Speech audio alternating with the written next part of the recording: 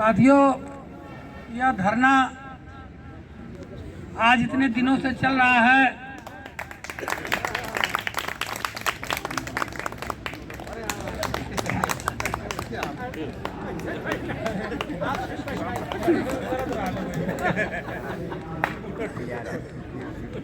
साथियों, ये धरना आज लगभग 2 महीने होने वाला है, लेकिन अभी तक सरकार ने कोई निर्णय नहीं लिया।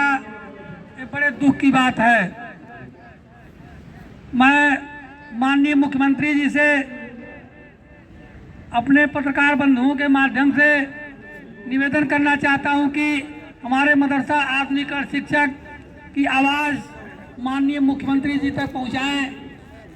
आखिर मेरे समझ में नहीं आ रहा है कि कितने दिन तक परीक्षा होगी। हमारे सिकंदर बाबा की परीक्षा कितने दिनों तक होगी।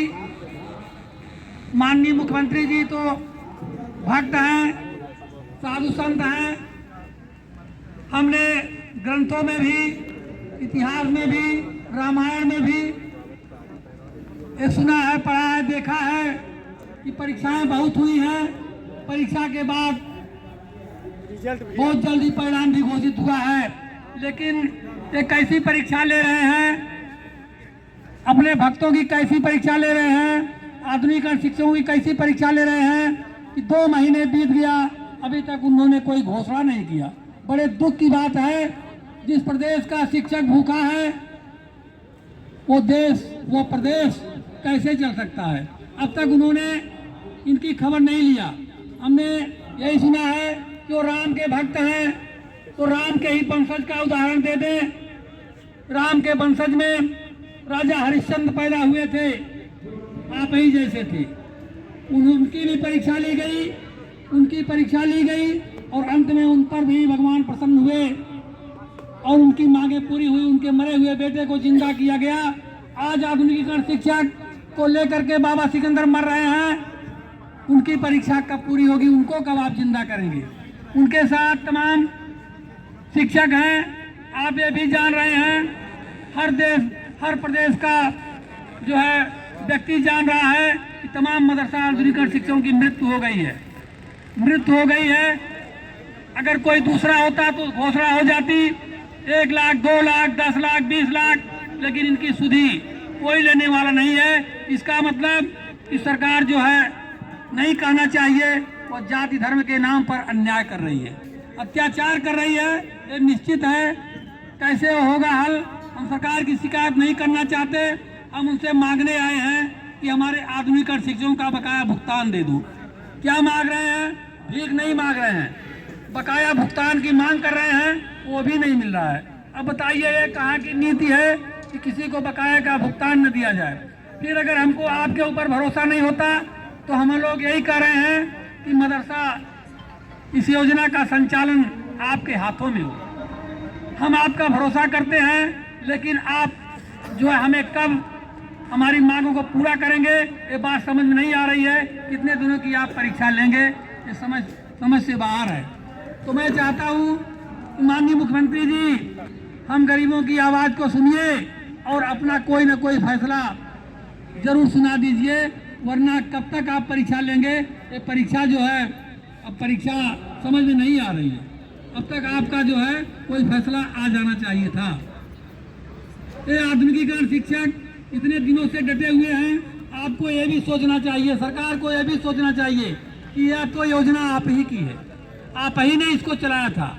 अगर इस योजना का संचालन आप नहीं करेंगे तो आप सोचिए, आप एक धार्मिक पुरुष हैं। मैं एक धार्मिक पुरुष की हैसियत से आपसे कह रहा हूं कि माननीय अटल जी की आत्मा को शांति कैसे मिलेगी। माननीय अटल जी ने इसको चलाया था, क्या इसीलिए चलाया था कि जब हमारा राम का राज आएगा तो हमारी प्रजा खुशहाल नहीं हो पाएगी? क्या हमारी योजना बंद हो जाएगी? क्या इसीलिए चलाया था? ये योजना बंद होने के कगार पर आपने कर दिया है, इसमें किसकी कमी है? अगर आप परीक्षा लेना चाहते हैं तो आपने कितनी जांच कराया है? मैं तो प्रदेश की और जांचें तो नहीं बता सकूंगा, लेकिन सबकी वैसे हुई होगी। आजमगढ़ जनपद की जांच हुई है। डीएम साहब ने आदेश दिया, एसडीएम साहब को, बेसिक शिक्षा अधिकारी को, खंड शिक्षा अधिकारी को, तहसीलदार को, कानूनगो को, लेखपाल को, प्रधान को। बताइए, इतने लोगों ने लिख करके जांच में दिया और जांच पाए जाने पर आपने भुगतान किया, तो कौन सी परिस्थिति बन गई कि आज आपने भुगतान को रोक दिया? ये तो समझ से बाहर है, समझ से बाहर है। जब जांच में हमारी योजना सही पाई गई, हमारे मदरसे सही पाए गए, मानक के अनुरूप पाए गए, लाख किए गए, भुगतान किया गया, फिर कहां से बंद कर दिया गया? ये आप इस पर विचार क्यों नहीं कर पा रहे हैं? अभी रास्ते में मैं आ रहा था, गाड़ी खराब हो गई थी, फिर दूसरी गाड़ी से आना पड़ा, बस पकड़ा, वापस कर दिया। तो अभी एक कहीं का कोई मदरसे में से प्रिंसिपल ने फोन किया, उनके पास जो है किसी दरोगा जी का फोन गया था। दरोगा जी ने कहा कि हम लोकेशन लेना चाहते हैं। प्रधानाध्यापक ने मेरे पास फोन किया, मैंने कहा कि दरोगा जी को फोन दो। दरोगा जी को फोन दिए, रास्ते की बात नहीं, 1 घंटे पहले बता रहा हूँ।